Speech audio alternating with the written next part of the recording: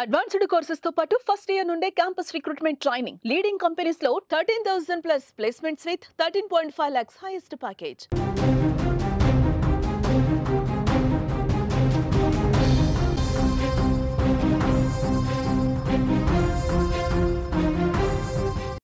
మరో breaking news చూస్తున్నాం.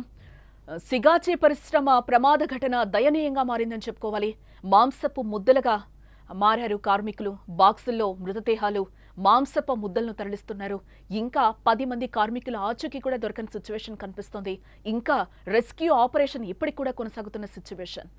సిగాచి పరిశ్రమ ఘటన ఇప్పుడు దయనీయంగా మారిందని చెప్పుకోవాలి. ప్రమాదంలో మృతి చెందిన కార్మికుల మాంసపు ముద్దలుగా మారగా వాటిని బాక్సుల్లో పెట్టి DNA టెస్టులకు పంపిస్తున్నారు అధికారులు. వాటిని చూసిన కుటుంబ సభ్యులు గుండె తరుక్కుపోతోంది. ఎంతో ప్రేమించిన తమ కుటుంబ సభ్యులు చివరి చూపుకు కూడా అవకాశం లేకుండా మాంసంగా బాక్సులో కనిపించడం తలడిల్లిపోతున్నారు. ఇప్పటికే కార్మికుల కుటుంబ సభ్యుల నుంచి బ్లడ్ శాంపిల్స్ సేకరించిన డాక్టర్స్ DNA టెస్టులు కూడా చేస్తున్నారు. ఆ రిపోర్ట్ల ఆధారంగా డెడ్ బాడీలను అప్పగిస్తున్నారు.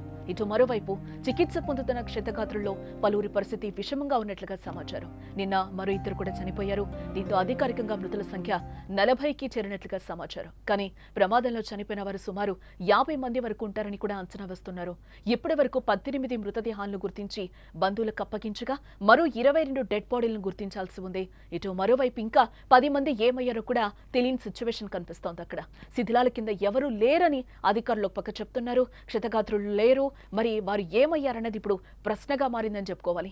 తమ వారి ఆచూకీ తెలియక వారి కుటుంబ సభ్యుల్లో కన్నీటి సంద్రం అవుతున్నారు. అధికారులు, పోలీసులు కాళ్ల వెళ్లపడి తమ వారు ఎక్కడున్నారో చెప్పాలంటూ కూడా వేడుకుంటున్న సిచ్యువేషన్. ఫ్యాక్టరీ వద్ద సహాయక చర్యలు ఇంకా కొనసాగుతూనే ఉన్నాయి. శిథిలాలను జాగ్రత్తగా తొలగిస్తూ మృతదేహాలను బయటకు తెచ్చేందుకు రెస్క్యూ బృందాలు ఇంకా శ్రమిస్తూనే ఉన్నాయి. ఇక ఇదే అంశానికి సంబంధించిన మరింత సమాచారం మా సీనియర్ జర్నలిస్ట్ విజయ్ అందించే ప్రయత్నం చేస్తారు. విజయ్, దయనీయంగా సిగాచి పరిశ్రమ ప్రమాద ఘటన మారిందని చెప్పుకోవాలి. ఇప్పటి వరకు కూడా ఇంకా వారి మృతదేహాలు కనిపించిన సిచ్యువేషన్ అయితే కనిపిస్తోంది. నిన్న కూడా మనం చూసాం, ఆ ఫ్యామిలీ, ఆ రిలేటివ్స్ అందరూ వచ్చి కూడా ఇంకా మా వారి మృతదేహాలు కనిపించలేదు అని కూడా కన్నీటి పర్యంతమైన సిచ్యువేషన్స్ ఇంకా మనకి కనిపిస్తూనే ఉంది. ఏంటి? జానకి, అహ్మదాబాద్లో జరిగినటువంటి ఫ్లైట్ క్రాష్ దాదాపుగా 270 మంది పైగా చనిపోయారు. అందులో ఇప్పటికీ కూడా 20 మంది మృతదేహాలు వాళ్ళ ఫ్యామిలీ మెంబర్స్కి ఇవ్వలేనటువంటి పరిస్థితి. సో అదేవిధంగా అలాంటి పరిస్థితి ఇప్పుడు మన హైదరాబాద్లో కూడా చోటు చేసుకుంది. హైదరాబాద్లోని పాషమైలారంలో ఉన్న సిగాచి కెమికల్ ఫ్యాక్టరీలో జరిగినటువంటి పేలుడు దాటికి దాదాపు ఇప్పటి వరకు కూడా 35 నుంచి 40 మంది వరకు చనిపోయినట్లుగా అధికారికంగా చెప్తున్నారు. అయితే అందులో 10 మందికి సంబంధించినటువంటి మృతదేహాలు ఇప్పటి వరకు కూడా లభ్యం కాలేదు. మధ్యప్రదేశ్, జార్ఖండ్, అలాగే ఉత్తరాంధ్రలో ఉన్నటువంటి శ్రీకాకుళం జిల్లా, ఒడిశా ఈ ప్రాంతాల నుంచి వలస కార్మికులు, ఉద్యోగస్తులందరూ కూడా ఇక్కడ హైదరాబాద్కు వచ్చి ఈ కెమికల్ ఫ్యాక్టరీలో వీళ్ళందరూ కూడా గత కొన్ని సంవత్సరాల నుంచి కూడా పనిచేస్తున్నారు. అయితే వీళ్ళందరిలో కూడా చిన్న వయసు వారు ఉన్నారు, కొంత మధ్య వయసు వారు ఉన్నారు. అయితే 9 మంది మృతదేహాలు దొరకకపోవడంతో శ్రీకాకుళం ఆ ఏరియాకి సంబంధించినటువంటి ఒక కుటుంబం వచ్చి అక్కడ అధికారులను వేడుకుంటున్నటువంటి తీరు చూస్తే, సార్ మా ఆయన కనిపించట్లేదు, మాకున్న 2 పిల్లలు ఉన్నారు, మా ఆయనకు కనీసం అంతిమ సంస్కారాలు నిర్వహించడానికి ఇప్పటి వరకు కూడా మా ఆయన బతికి ఉన్నాడా లేడా, ఒకవేళ చనిపోతే కనీసం ఒక మాంసపు పీస్ అయినా లేదంటే కనీసం ఒక ఎముక ముక్కైనా సరే ఇచ్చినా కూడా వాటికి తాము అంతిమ సంస్కారాలు చేసుకుంటాం అని కూడా వాళ్ళు ప్రాధాయపడుతున్నటువంటి తీరు చూస్తే అందరిని కూడా అక్కడ కలిచివేస్తుందనే చెప్పాలి. అయితే ఒక స్క్రీన్ మీద మనం ఇప్పుడు ఒక విజువల్ కూడా చూస్తున్నాం జానకి.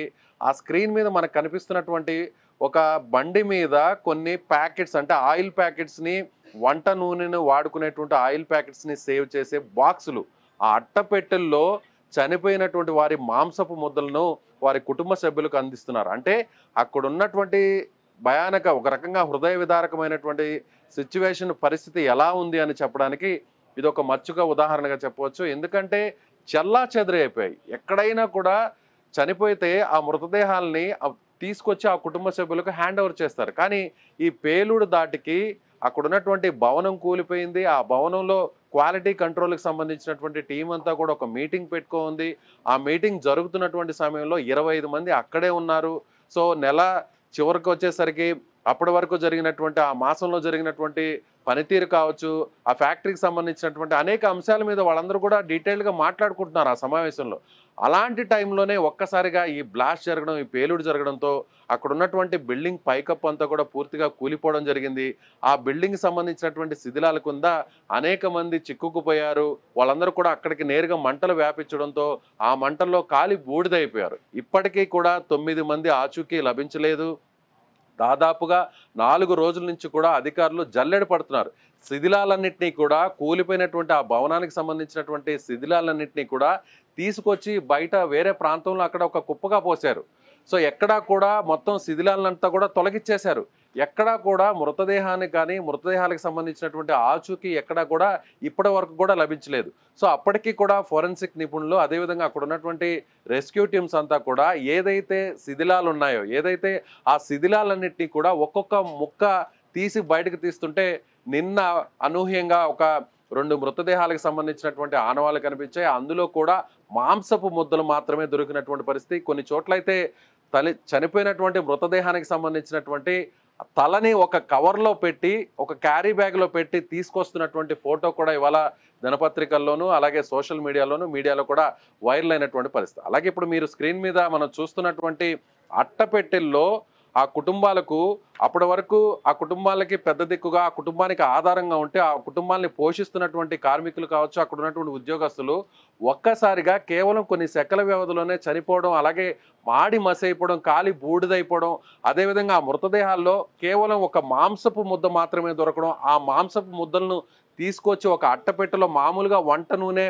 ఆయిల్ ప్యాకెట్స్ని సేవ్ చేసేటువంటి అట్టపెట్టెల్లో తీసుకొచ్చి ఆ కుటుంబాలకు ఇద్దోండి, మీ వారికి సంబంధించినటువంటి కుటుంబాలకు సంబంధించినటువంటి వారికి, మీ ఫ్యామిలీకి సంబంధించిన మీ హస్బెండ్కి సంబంధించిన డెడ్ బాడీ ఇందులో ఉంది, లేదా డెడ్ బాడీ అనాలో లేదంటే ఆ డెడ్ బాడీకి సంబంధించినటువంటి మాంసపు ముద్ద అనాలో లేదంటే ఎముకలు అనాలో తెలియదు, కానీ ఆ కుటుంబాలకు ఆ అట్టపెట్టెలు ఇస్తుంటే చూసే వాళ్ళకే చాలా బాధగా ఉందంటే ఆ కుటుంబాలు బయటకు చెప్పుకోలేక లోపల కుమిలిపోతున్నటువంటి పరిస్థితి చాలా స్పష్టంగా కనిపిస్తుంది.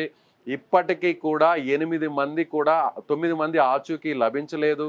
సో అక్కడ ఉన్నటువంటి సంగారెడ్డి జిల్లాకు సంబంధించినటువంటి కలెక్టర్ ప్రావీణ్య చెప్పారు, 4 రోజుల నుంచి కూడా తాము వెతుకులాడుతున్నాం, గాలిస్తున్నాం, ఇప్పటికైతే శిథిలాలన్నింటినీ కూడా పూర్తిగా కూడా వేరే చోటకి తరలించాం, అయినా కూడా ఎక్కడా కూడా డెడ్ బాడీకి సంబంధించినటువంటి ఇన్ఫర్మేషన్ లభించలేదు. కాబట్టి మళ్ళీ కూడా ఆ శిథిలాల్ని ఒక్కొక్క పీస్ను కూడా సపరేట్ చేసి మళ్ళీ కూడా ఏమన్నా ఈ బాడీకి సంబంధించినటువంటి పీసెస్ ఏమైనా దొరుకుతాయని కూడా వెయిట్ చేస్తున్నామంటూ కూడా చెప్తున్నారు.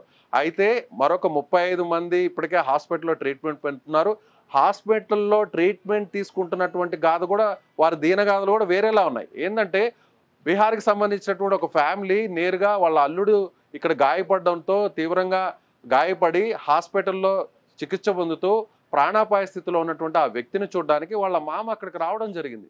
వచ్చినటువంటి మామకి కేవలం కొన్ని గంటల వ్యవధిలో ఆయన వచ్చి అప్పటికే తమ అల్లుడు ఎలా ఉన్నాడని అక్కడ హాస్పిటల్లో చూసి బయటకు వచ్చాడు. నేరుగా అతని చేతిలో ₹1,00,000 బిల్లు పెట్టారు. సో కొంతమంది ప్రైవేట్ హాస్పిటల్స్ కూడా ఇలా దోచుకు తింటున్నారు, ప్రభుత్వం ఈ విషయంలో ఆలోచించాలి, ఈ విధంగా ఇబ్బంది పెట్టడం కరెక్ట్ కాదంటూ కూడా బాధితులకు సంబంధించినటువంటి కుటుంబ సభ్యులు కూడా ఆవేదన వ్యక్తం చేస్తున్నారు. మరోవైపు అసలు ఈ ఘటన ఎలా జరిగింది, ఈ ఫైర్ యాక్సిడెంట్ అలాగే ఈ బ్లాస్టింగ్ గల కారణాలు ఏంటి అనేటువంటి విషయాన్ని కూడా అధికారులు వెలికితీస్తున్నారు. దీనికోసం ప్రభుత్వం కూడా ప్రత్యేకంగా ఒక కమిటీని కూడా ఏర్పాటు చేసింది. ఈ కమిటీ కూడా నిన్న పర్యటించింది. ఎక్కడైతే సంఘటనా స్థలం ఉందో ఆ సంఘటనా స్థలంలో మొత్తం అక్కడ ఉన్నటువంటి కొన్ని నమూనాలను కూడా సేకరించారు. ఫోరెన్సిక్ డిపార్ట్మెంట్ కూడా అక్కడ ఉన్నటువంటి ఆధారాలన్నింటినీ కూడా సేకరించారు. ఘటనకు గల కారణాలను కూడా వెలికితీస్తున్నారు. ఓవైపు అధికారులు తమ పని చేస్తున్నారు, మరోవైపు ఫ్యామిలీ మెంబర్స్ అక్కడ మార్చురీ రూముల బయట అలాగే ట్రీట్మెంట్ తీసుకుంటున్నటువంటి హాస్పిటల్స్ బయట కూడా వేచి చూస్తున్నారు. హాస్పిటల్లో చికిత్స పొందుతున్న వారిలో తమ వారు ఉన్నారేమో అంటూ ఆతృతగా అక్కడ పరుగులు తీస్తున్నటువంటి ఫ్యామిలీస్ ఉన్నైతే చనిపోయినటువంటి మృతదేహాలను అక్కడ మార్చురీలో భద్రపరిచినటువంటి అక్కడ ఆ ప్రాంతానికి వెళ్తున్నటువంటి ఫ్యామిలీస్ మరికొన్ని.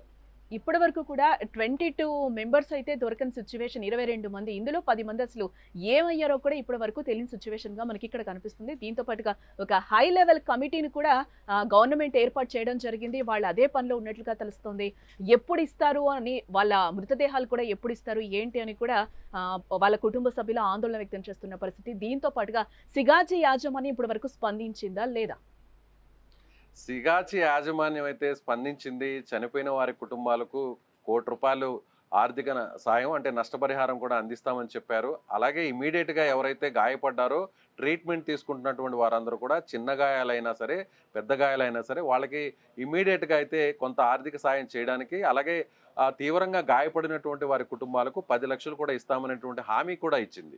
సో చనిపోయిన కుటుంబాలకు ఆర్థిక సాయం కానీ నష్టపరిహారం ఎక్స్‌గ్రేషియా ఇచ్చినా కూడా ఆ చిన్న చిన్న వయసు వాళ్ళు 25 సంవత్సరాలు 27 సంవత్సరాలు అప్పుడే మ్యారేజ్ అయ్యి చిన్న చిన్న పిల్లలు పుట్టినటువంటి వారు చనిపోవడం, ఆ కుటుంబానికి పెద్ద దిక్కుగా ఉన్నటువంటి వారు చనిపోవడం, ఆ కుటుంబాలు చనిపోయిన వారి గురించి ఆలోచించడం ఒక ఎత్తైతే, చనిపోయినటువంటి వారి మృతదేహాలను అప్పగించండి అంటూ ప్రాధేయపడుతున్నటువంటి తీరు మరో రకంగా బాధ పెడుతుంది.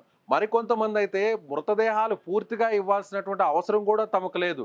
కనీసం ఒక మాంసపు ముద్దైనా దొరికినటువంటి ఆ మాంసపు ముద్దల్లో ఆ బాడీ పీసెస్‌లో కనీసం కొన్ని బోన్స్ అన్నా ఉంటాయి కదా! ఆ బోన్స్‌ని ఒకసారి DNA పరీక్షలు చేసి ఇప్పటివరకు కూడా ఆచూకీ కనిపెట్టలేనటువంటి మాంసపు ముద్దలు కావచ్చు, అలాగే ఎముకలు కావచ్చు, వాటికి సంబంధించినటువంటి ఆనవాళ్ళలో మా ఫ్యామిలీకి సంబంధించినటువంటి వాళ్ళ ఏమన్నా DNA ఆనవాళ్ళు ఏమన్నా ఉన్నాయేమో ఒకసారి మరొకసారి పరీక్షించండి, మరొకసారి టెస్టులు చేయండి.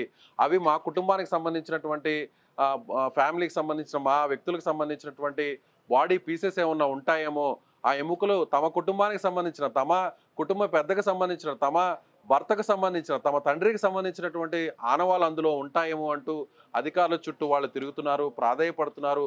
మార్చరీ బయట వాళ్ళు నిద్రాహారాలు మాని గంటల తరబడి అక్కడే వేచి చూస్తున్నారు. ఒక్కొక్క మృతదేహాన్ని ఏమైనా గుర్తిస్తారేమో, ఆ మృతదేహం తమదై ఉంటుందేమో అనేటువంటి ఆలోచించే వారి సంఖ్య ఒకవైపు అయితే, హాస్పిటల్లో ట్రీట్మెంట్ పొందుతున్న వారిలో తమ వారు ఉండాలి.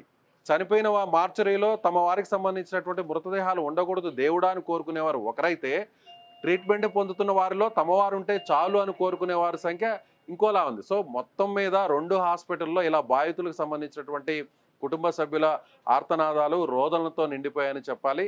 అక్కడ జరిగినటువంటి ఈ ఇన్సిడెంట్ ఎంత ట్రాజడీకి మారిందో, ఎంత బాధ పెడుతుందో అనే దానికి ఒక చక్కని ఎగ్జాంపుల్గా మనకు స్క్రీన్ మీద కనిపిస్తున్నటువంటి ఆ విజువలే ఒక సాక్ష్యంగా మనం చెప్పవచ్చు. మాంసపు ముద్దల్ని అట్టపెట్టెల్లో పెట్టి, చిన్న చిన్న అట్టపెట్టెల్లో పెట్టి, ఆ అట్టపెట్టెల్ని ఇచ్చి ఇది మీ భర్తకు సంబంధించినటువంటి డెడ్ బాడీ, ఇది మీ తండ్రికి సంబంధించినటువంటి డెడ్ బాడీ అంటూ ఆ మాంసపు ముద్దలను అందించడం అనేది మాత్రం నిజంగా చాలా బాధాకరమైనటువంటి విషయంగా చెప్పవచ్చు జానకి. రైట్ విజయ్. ఎస్, మనం ఇక్కడ చూడొచ్చు సిగాచి పరిశ్రమ ఘటన ఎంత దయనీయంగా మారిందో. ప్రమాదంలో మృతి చెందిన కార్మికుల మాంసపు ముద్దలుగా మారగా వాటిని బాక్సుల్లో పెట్టి DNA టెస్టులకు పంపిస్తున్నారు. ఆ విజువల్స్ అన్ని కూడా మనం సుమన్ టీవీ స్క్రీన్ మీద కూడా చూస్తున్నాం. ఏ విధంగా బాక్సుల్లో తరలిస్తున్నారో కూడా మనకి కనిపిస్తున్నాయి. వాటిని చూసి కుటుంబ సభ్యులు గుండె తరుక్కుపోతుంది. ఎంతో ప్రేమించిన తమ కుటుంబ సభ్యులు చివరి చూపుకు కూడా అవకాశం లేకుండా పోతుంది. మాంసంగా బాక్సుల్లో కనిపించడం తల్లడిల్లిపోతున్నారు. ఇప్పటికే కార్మికుల కుటుంబ సభ్యుల నుంచి బ్లడ్ శాంపుల్స్ సేకరించిన డాక్టర్లు DNA టెస్టులు కూడా చేస్తున్నారు. ఆ రిపోర్ట్ల ఆధారంగా డెడ్ బాడీలను అప్పగిస్తారు. మరోవైపు చికిత్స పొందుతున్న క్షతగాత్రుల్లో పలువురి పరిస్థితి విషమంగా ఉన్నట్లుగా సమాచారం. నిన్న మరో 2 కూడా చనిపోయారు. దీంతో అధికారికంగా మృతుల సంఖ్య 40కి చేరినట్లయింది. కానీ ఈ ప్రమాదంలో చనిపోయిన వారు సుమారు 50 మంది వరకు ఉంటారని అంచనా వేస్తున్నారు. ఇప్పటి వరకు 18 మృతదేహాలను గుర్తించిన బంధువులకు అప్పగించగా మరో 22 డెడ్ బాడీలను గుర్తించాల్సిందే. ఇటు మరోవైపు ఇంకా 10 మంది ఏమయ్యారో కూడా తెలియటం లేదు. శిథిలాల కింద ఎవరూ లేరని కూడా అధికారులు చెప్తున్నారు. క్షతగాత్రుల్లో కూడా లేరు. మరి వారు ఏమయ్యారన్నది ఇప్పుడు ప్రశ్నగా మారింది. తమ వారి ఆచూకీ తెలియక వారి కుటుంబ సభ్యులు కన్నీటి సంద్రమవుతున్నారు. అధికారులు పోలీసులు కాళ్ల వెళ్లపడి తమ వారు ఎక్కడున్నారో చెప్పాలంటూ కూడా వేడుకుంటున్న సిచ్యువేషన్. ఫ్యాక్టరీ వద్ద సహాయక చర్యలైతే కొనసాగుతున్నాయి. ఇంకా శిథిలాలను జాగ్రత్తగా తొలగిస్తూ మృతదేహాలను బయటకు తెచ్చేందుకు రెస్క్యూ బృందాలు, హై లెవెల్ కమిటీ అక్కడ శ్రమిస్తున్నాయి.